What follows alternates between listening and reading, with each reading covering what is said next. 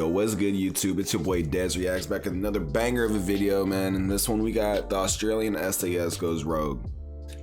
We rock at the SAS, you know they're the best of the best.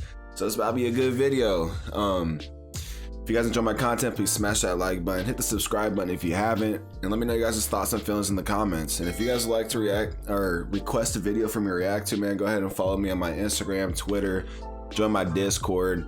Easiest way to do it so I can get to it quickly. Hope y'all having a great weekend or week. Hope you guys having a great week. Good vibes only, big facts. Get some good vibes in the chats, all right? Yeah, without further ado, I ain't gonna hold y'all no longer. Let's get it. The Australian Special Air Service is famous for their elite training and commitment, making them one of the most highly trained operators in the military world.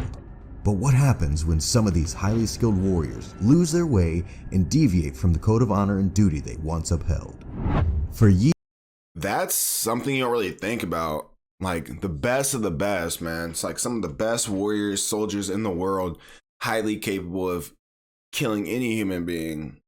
Like, what happens if they just snap one day? You know what I'm saying? Like a whole group of them snapping. Like, I feel like that'd be pretty crazy, right? But so let me know in the comments, is the SAS, like, is different countries have like better SAS units? Like, for instance, say the Navy SEALs, there's like team 1, 2, 3, 4, 5, 6, 7, 8, 9, 10, however many they got, right? But we know SEAL Team 6 are the dudes. Like, those dudes are better than the rest of the SEALs.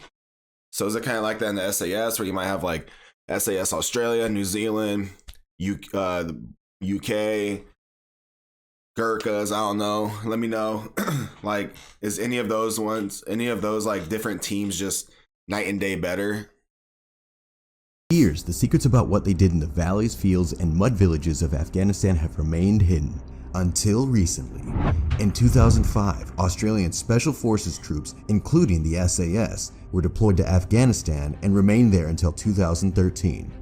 Operating in 5-man teams primarily within Uruzgan province, they undertook a variety of missions. However, throughout their deployment, disturbing allegations of misconduct, particularly within the SAS, began to emerge. Former SAS operative Braden Chapman, who had been on numerous covert missions, had made the decision to come forward and share his first-hand experiences. According to Chapman, some messed up stuff was happening with the Australian operators. They were going around shooting villagers' dogs, wrecking their stuff, and even planting radios and guns on deceased Afghans to make it seem like they were fighters. According to... That's a big no-no. Oh my gosh, bro, they're breaking the rules for sure. Why shoot the puppies, right? They're just doing that for sport. Like, I know they probably, you know, seen their brothers die, right? Seen their, who they consider family, who they've been fighting side by side with, die, get injured by terrorists, right? By like the extremists. So I understand that it's hard to keep your emotions in check, but man, you gotta leave the, you know, women, children, innocent bystanders, civilians that just have no choice but to live there. Like, you gotta treat them with some respect. I understand though, like, what would drive someone to snap? To Chapman, there was a dark sense of humor within the unit, where jokes were made about sweeping everything bad under the rug. The prevailing sentiment was that one day, all the hidden truths would come to light, and individuals would be held accountable for acts of killings or any other wrongdoings committed. As a signals intelligence officer assigned to 3 Squadron SAS, Chapman had a crucial mission of tracking insurgent targets. Within the ranks of the SAS, he observed a prevailing sense of elitism, creating an unmistakable aura and sense of pride associated with being part of the SAS. However, it didn't take long for him to be taken aback by the conduct of certain individuals among his comrades. In May 2012, the operators of 3rd Squadron SAS embarked on a mission to track down an elusive insurgent known for crafting deadly explosives. The Black Hawk helicopters landed about 90 meters away from the target location. With his dog by his side, the handler followed closely behind a fellow operator known as Oliver Scholes as they navigated through the field towards the muddy compound. The helicopters also provided valuable guidance, directing them to an individual who had been spotted in a wheat field up ahead. While the unit advanced towards a target building, they caught sight of an Afghan man leaving the area. So yeah, I mean, this guy they're after right now, who they believe they're after, he creates bombs. I'm pretty sure that's what it said. Like makes IEDs and stuff. So you definitely want to get a guy like that, you know, because IEDs were like one of the most brutal ways to go in Iraq, Afghanistan. Spotting their presence, the Afghan man's eyes widened in fear, triggering an instinctual response as he quickly turned and fled, desperately trying to put distance between himself and the operators. The dog handler commanded his dog companion to pursue the Afghan man.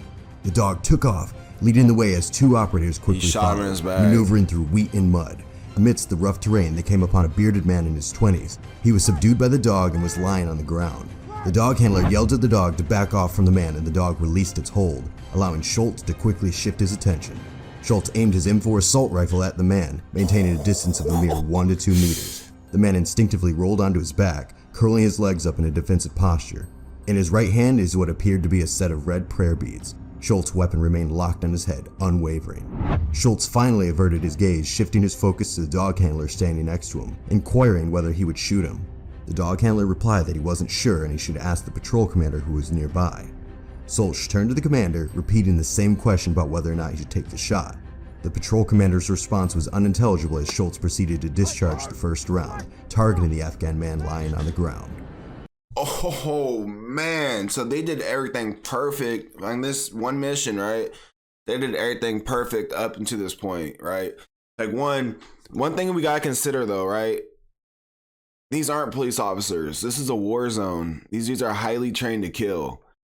And yeah, sometimes there's business decisions, like sometimes they might just, but I feel like the West policy might be different than other countries, but you know, sometimes it's like can't take the baggage with this dude, kill him. But obviously the West got rules and stuff, like if they surrender, like, you know, and if you're in a fetal position, you know, with your hands up, like, you know, you're in a fetal position, that's a form of surrendering, and you're not allowed to shoot them, and you have to take them into prisoner of war.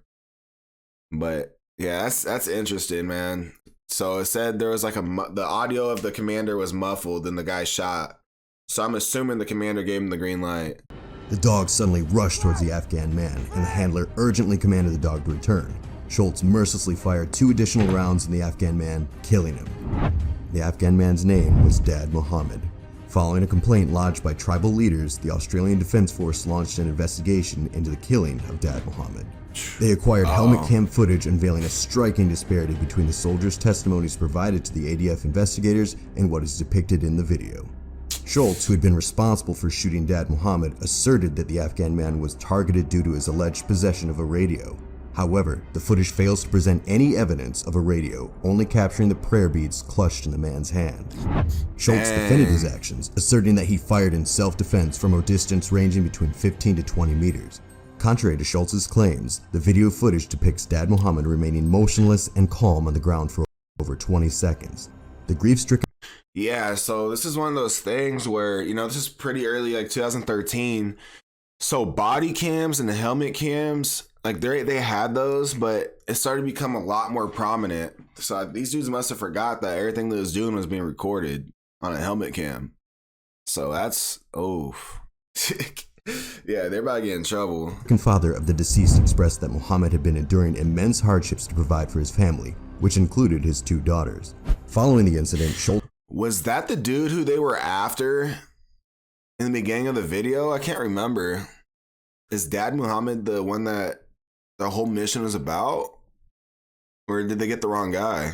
Was suspended from duty and subsequently stood trial. If found guilty, he could potentially be sentenced to life imprisonment. According to Chapman, there is a disturbing pattern of systematically placing weapons and radios near the deceased to justify their killings.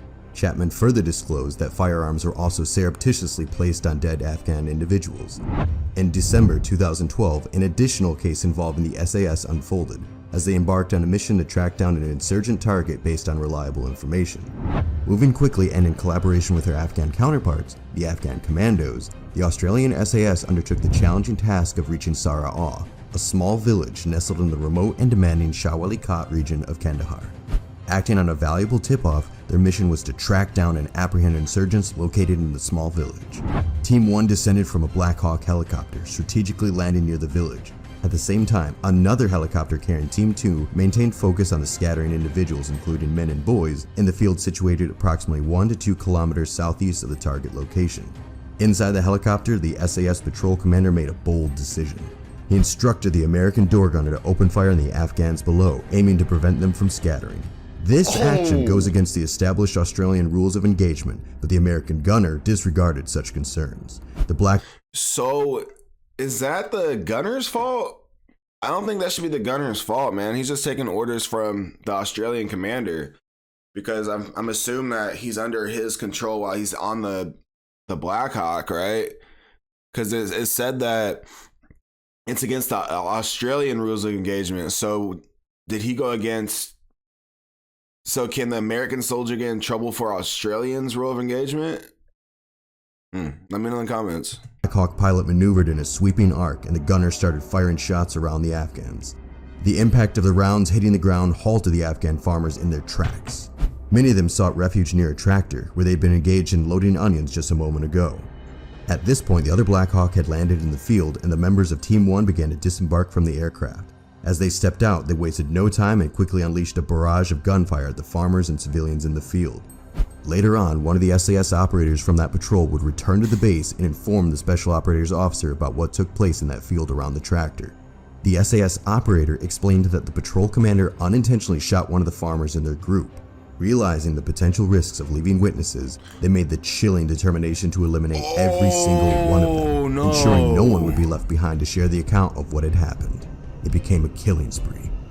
Upon receiving information about the killings, the Special Operations Officer proceeded to examine the photographs captured by the SAS patrol during the raid, showcasing the deceased individuals. The Brereton Report, a significant investigation released. Oh my gosh, bro.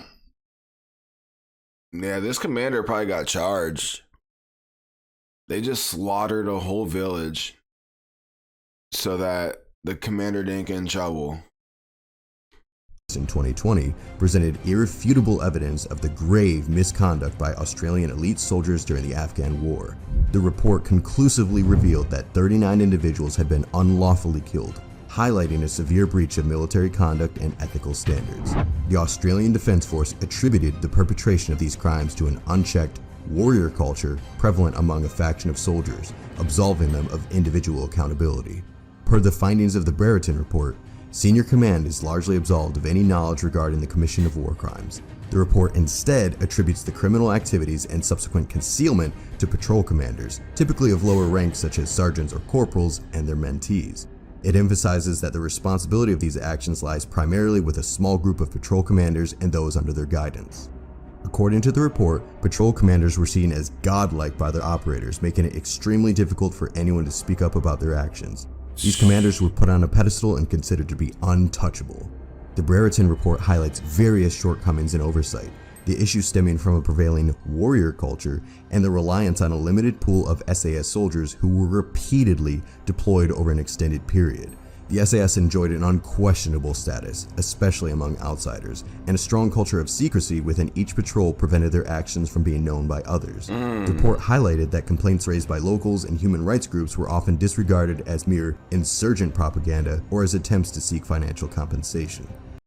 Yeah, I mean, like he said, like when they're in the barracks and stuff or back at their bases or American bases, wherever they go, like the SAS, bro, everybody knows who they are. Like these dudes are the top dogs, right? Like these are the professional athletes, if you will. Like that's how they're looked upon. Like all the tier 1 guys. Like so, and with that spotlight, it's a really bad look for the military. You know, like, hey, this is your best of the best, slaughtering, 39 innocent civilians. Like, they keep it tight, and they said the patrol commanders were looked upon like God to the operators. Those are dudes that like train them, that they're taking their lead. Dang, it's messy. This is a messy one.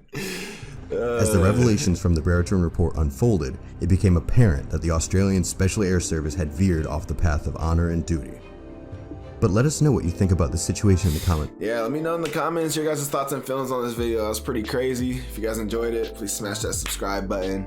I'll catch y'all in the next video. Peace.